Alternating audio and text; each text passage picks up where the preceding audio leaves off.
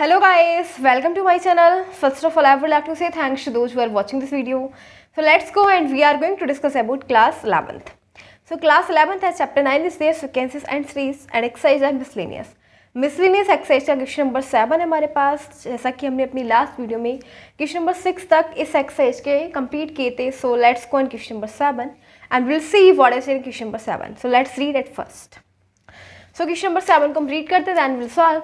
Question में दे रखा है if f is a function satisfying f x plus 1 x plus y equals to f x into f y for all x comma y belongs to n such that f1 equals to 3 and इस type से हमें दे रखा है find the value of n.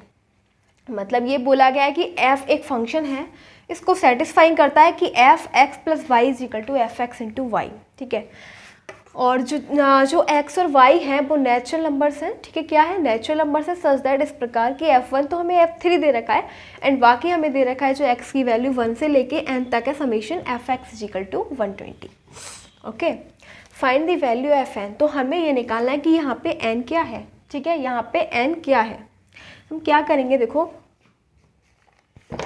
इस type से हमें दे रखा है कि हम f1 इज इक्वल टू कितना दे रखा है.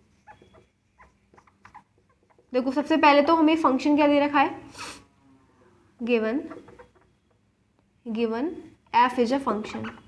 f इज अ फंक्शन क्या दे रखा है कि f एक फंक्शन है. ठीक है, जो सेटिस्फाइंग कर रहा है f x plus y equals to f x into f y, ये हमें दे रखा है. ठीक है, और हमें ये भी दे रखा है कि जो f1 है वो क्या है 3 है. ठीक है, एंड x और जो y है वो किस में बिलोंग कर रहे हैं, नेचुरल नंबर में. क्या कर रहे हैं, नेचुरल नंबर में बिलोंग कर रहे हैं. हमारे पास f1 तो है 3 और अब हम क्या करेंगे, देखो और जो x और y है ना वो हमें नेचुरल नंबर से ले रहे हैं. नेचुरल नंबर का मतलब होता है जो हमें पॉजिटिव इंटीजर्स 1 से लेकर इनफाइनाइट तक.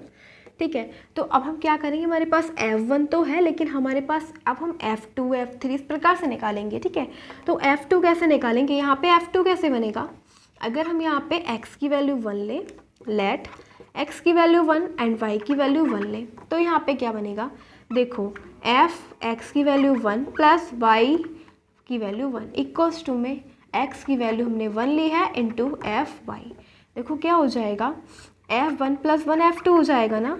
ठीक है, एंड इधर क्या हो जाएगा, f1 की वैल्यू क्या है, f1 इंटू f1, तो f1 की वैल्यू हमें पता है ना 3 दे रखा है.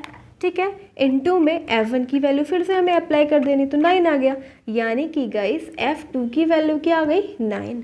अब हमें क्या करना है, x की वैल्यू हमने हमारी इस प्रकार से सीरीज चल रही है कि f1 हमने निकाला तो कितना आ गया, f1 तो हमें दे रखा था 3, f2 हमने निकाला 9 आ गया. अब हम निकालेंगे f3 निकालेंगे. तो उसके लिए सेकंड पार्ट में सेकंड पोजीशन में क्या करेंगे, सेकंड केस में x इज इक्वल टू हम 2 भी ले सकते हैं, यहाँ पे हमें 3 बनाना है, f3 बनाना है.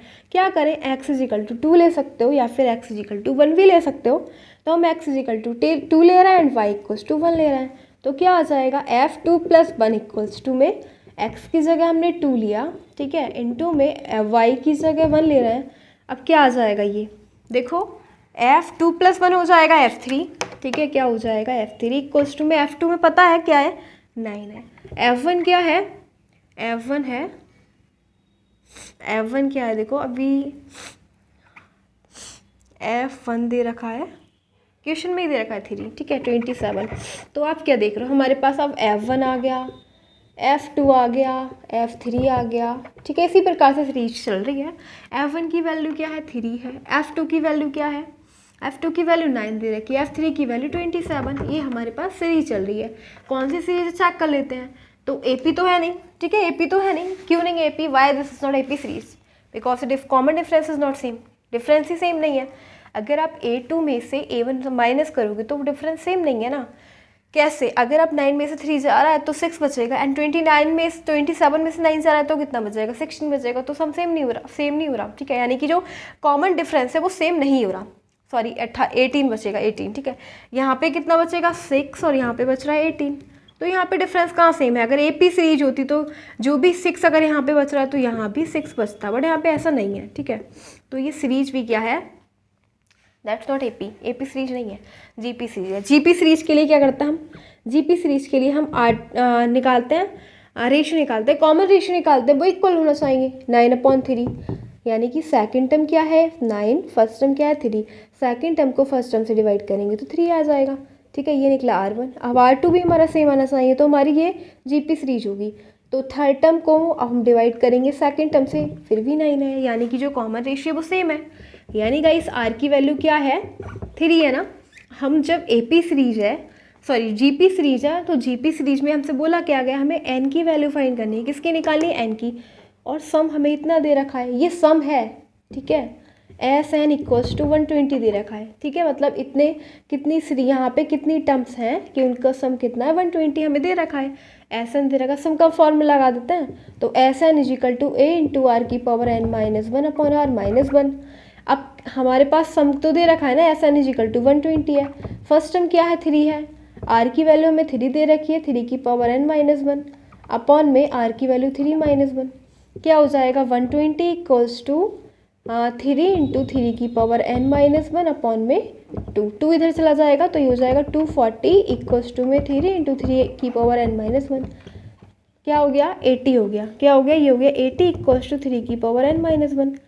अब 80 है ये प्लस का और इधर का -1, ये हो जाएगा 81 3⁻n, यानी कि 81 = 3⁻n और 81 को हम क्या लिख सकते हैं 3⁻4 = 3⁻n। गाइस हमें n की वैल्यू निकालनी थी, सिंपल से कितनी टर्म्स है 4, तो n क्या हो जाएगा 4। और यहाँ पे अगर हम 4 टर्म और निकाल लेना, आप एक टर्म और निकाल लो। ठीक है, तो कितना हो जाएगा, तो इसका सम कितना आ जाएगा, वो हो जाएगा 120। आप अपने आप भी देख सकते हो, अगर इन सभी 4 टर्म्स निकालना है, इसकी 3 तो ये है, एक और निकाल लेना, F4 निकाल लेना। ठीक है, तो जब 4 टर्म्स का आप सम करेंगे तो 120 ही आएगा। और इसमें n की वैल्यू हमसे फाइंड करी गई थी और कुछ नहीं पूछा गया था, तो n की वैल्यू क्या आ गई 4 आ गया। ठीक है, n की आ गया 4 आ गया। हमसे पूछा गया था कि इसमें टोटल कितनी टर्म्स है, कि इसका जो सम हो रहा है वो 120 हो रहा है, तो ऐसी टोटल कितनी टर्म्स है, तो ऐसी total terms are 4, total terms are 4 which terms sum are 120। Okay, so ये हमारा हो गया final answer.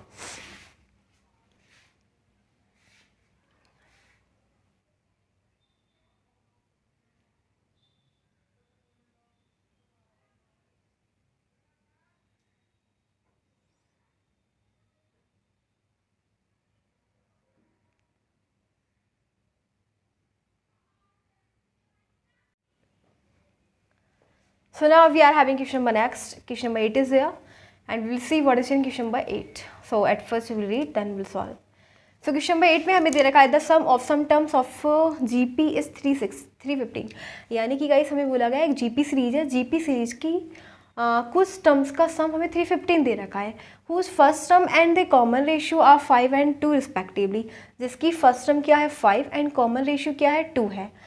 Find the last term, हमें लास्ट टर्म निकालनी है एंड नंबर ऑफ टर्म्स निकालने हैं। ठीक है, और क्या निकालना है, नंबर ऑफ टर्म्स निकालने हैं, लास्ट टर्म निकालनी है। तो क्या करेंगे, देखो हमें क्या दे रखा है, कुछ सम का टर्म, कुछ टर्म्स का सम हमें कितना दे रखा है 315। हमें नहीं पता कितनी टर्म्स का सम है, तो हमने ऐसा लेट कर लिया, SN = 315 दे रखा है। फर्स्ट टर्म एंड कॉमन हमें क्या दे रखी है, फर्स्ट टर्म भी दे रखी है। फर्स्ट टर्म को ऐसे डिनोट करेंगे, एक क्या है 5 है, कॉमन रेशियो R हो जाएगा, वो क्या है 2।